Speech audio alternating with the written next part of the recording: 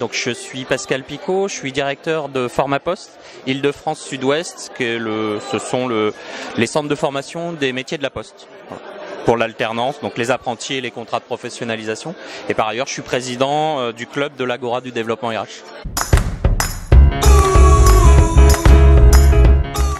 La mobilité, ça a toujours été un enjeu. Effectivement, une entreprise qui se développe, un groupe qui s'étend, il faut penser mobilité internationale, nationale ou régionale.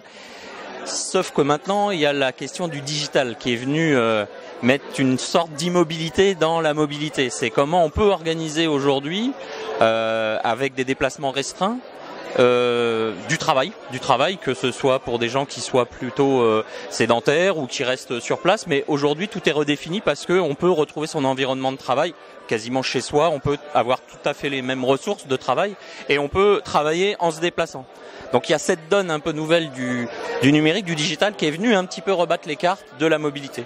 Au-delà des principes habituels, quand on parle de mobilité internationale, bon, il y a tout l'enjeu de la multiculturalité, il y a tout l'enjeu de l'expatriation. Ça reste des sujets.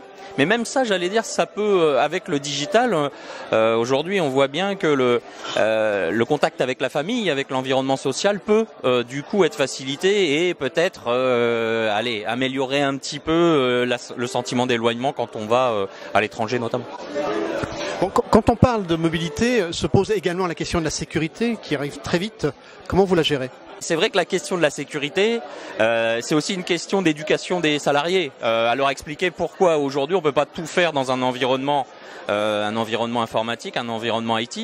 Voilà. Et puis la sécurité, c'est aussi sur la question de la réputation numérique.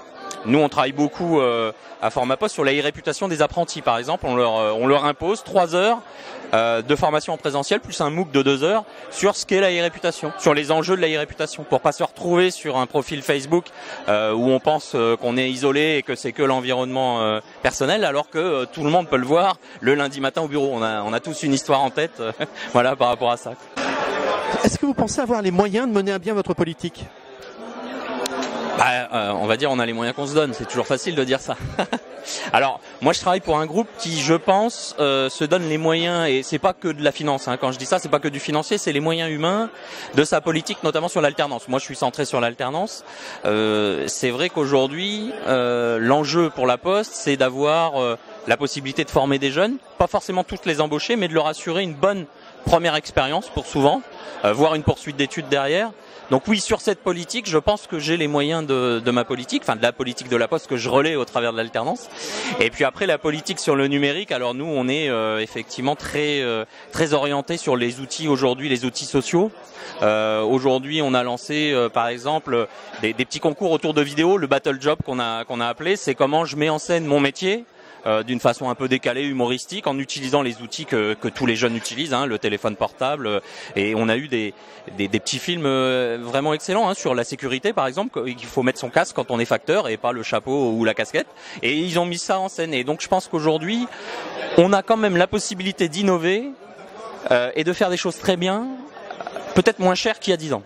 Voilà. Donc ça, c'est le point positif, j'allais dire, du développement du numérique et du digital. Comment voyez-vous évoluer votre fonction ?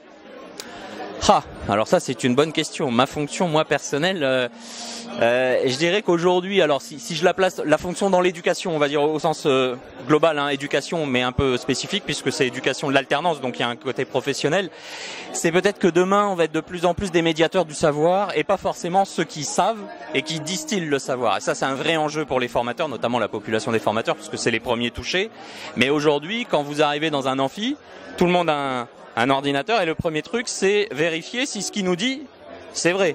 Déjà, est-ce qu'il a légitimité à nous dire, à nous apporter ce savoir? Donc je pense qu'il y a un déplacement de formateur à médiateur du savoir, à organiser, j'allais dire, une espèce de coproduction du savoir, parce qu'il faut mettre aussi les jeunes dans une position, puisque de toute façon, ils sont dans cette position, ils sont nés avec les outils, ils sont nés avec un savoir beaucoup plus accessible, donc il faut l'utiliser et non pas en avoir peur. C'est ce que je dis toujours, moi, aux gens qui travaillent avec moi, c'est n'ayons pas peur des outils, mais prenons-les à revers et utilisons-les. Plutôt que de dire coupez tous vos portables, c'est allumez-les, et comment on gère effectivement un cours avec un espèce de 360 dans la coproduction de savoir.